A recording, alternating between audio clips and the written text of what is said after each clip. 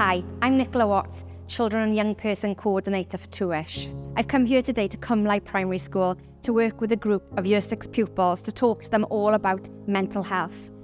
In February, it's Children's Mental Health Awareness Week, and we feel it's really important for children and young people to be able to talk about their emotions and their feelings.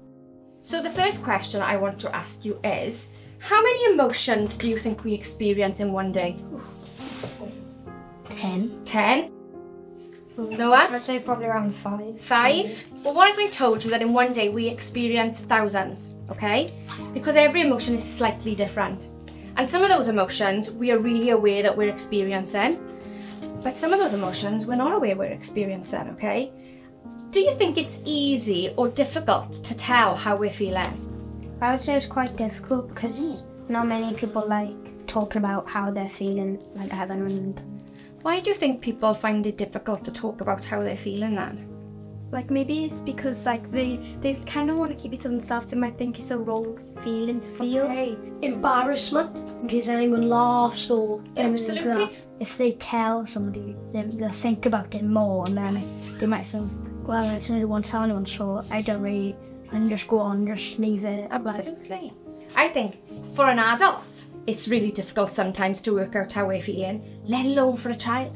And it can be really confusing, can't it? Especially if we're having thousands of those emotions throughout the day. Our sessions here today are to try and encourage children to discuss their mental health, to talk openly about their feelings, and to identify the people they can turn to when they need support.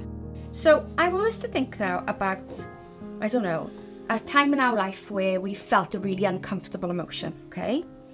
And let's just imagine that we've got this boy, and he's your age, okay? And this boy has had something really quite bad happen in his life, and it's making him feel some uncomfortable emotions, okay? It's going to be like he's carrying this bag around with him all the time, okay? And what's going to happen over time is all these big uncomfortable emotions are going to start loading up into his bag. So who's got a uncomfortable emotions rock? Right, pop it into the bag. Just one. That's it, just one, perfect. So at the moment you've got a bit of anger in there, okay? Perhaps someone said something to him, it's made him feel angry in school, right? Walk around for us. Put the bag on your shoulder, have a little walk. Go for it. Okay. Walk around wherever you want to go. And now imagine that's you walking around with that feeling all day long, okay? How would that feel after an hour?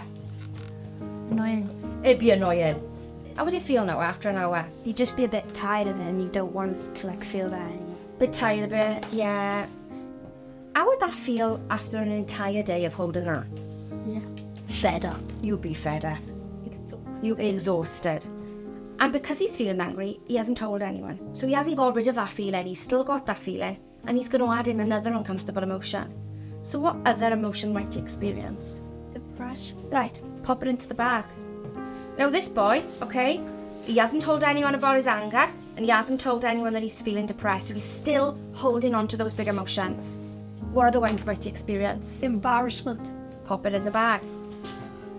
Don't walk yet, Noah. Watch what happens to Noah's arms now. What's he started to do now? Shake. Shake a little bit. And what else? What happened to his mouth? I saw. Yeah. What happened? What's he having to do? Tense. Because why, Noah? Why have you had to start tensing a little bit? Because the bag's getting heavy. It's getting heavy. Who can you talk to about feeling guilty? A friend. A friend. Come on then, you're his friend. Take it off him. Take his rock away from him. Who else could he talk to about his feelings? Family. Family. Come on then, you take a rock out of his bag. Take a big one. Right, could your family hold on to that emotion for you for a little bit? Yeah. Yeah, absolutely. I reckon family could hold a few for you. Why don't you give another one to family? Friends. And friends? Yeah, we held it. Who else then? Teachers. Brilliant. You've got amazing teachers in your school, okay? I'm giving 3 1. Could they hold on to one of your worries, one of your emotions? Absolutely. Now tell me how that bag started to feel. A lot like. A lot lighter. Right, who else? I'm a counsellor. A counsellor. Fantastic. Someone specifically who you can talk to about the way you feel. Anything else? What else then? A doctor maybe. Go to the GP, have a chat with the doctor. Someone like you. Someone like me. Yeah. Someone who works for a charity where we specifically help people who are going through challenging times, okay? Now there's still 2 in there, but is that more realistic? Yeah. You could cope with that, can't you? And what you can then do is, one at a time, you can go and work on that emotion and we can get rid of it completely, okay? It doesn't happen overnight though, does it? Although we support families and children who've been affected by the sudden death of a child or young person under the age of 25, I realise that a huge proportion of those children and young people have pre-existing mental health issues, and the grief can often be the tip of the iceberg.